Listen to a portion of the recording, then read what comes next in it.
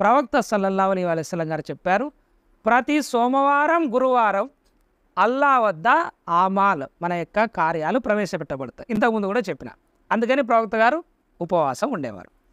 ఇంకా ప్రవక్త గారు అంటున్నారు, సోమవారం మరియు గురువారం స్వర్గ ద్వారాలు తెరవబడతాయి. సోమవారం గురువారం ఇంత ఫజీలత్ ఉంది. ఎవరైతే అల్లాకు షిర్కు కల్పించలేదో వారిని మన్నించడం జరుగుతుంది.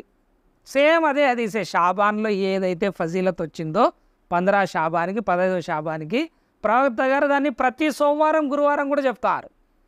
అల్లా షిర్కు చేసే వాళ్ళను క్షమించడు ఆ రోజున. మరియు ఎవరైతే సంబంధాలు తెంచుకున్నారో, తమ ముస్లిం సోదరుల పట్ల ద్వేషం పెంచుకున్నారో వాళ్ళని గురించి అల్లా ఏమంటాడంటే, వీళ్ళను వదిలిపెట్టండి, వీళ్ళ లెక్క తీసుకొని నేను ఇప్పుడు ఎప్పటి వరకు తీసుకోను అంటే అల్లాహ్ తఆలా చెప్తున్నాడు, 3 సార్లు చెప్తాడు.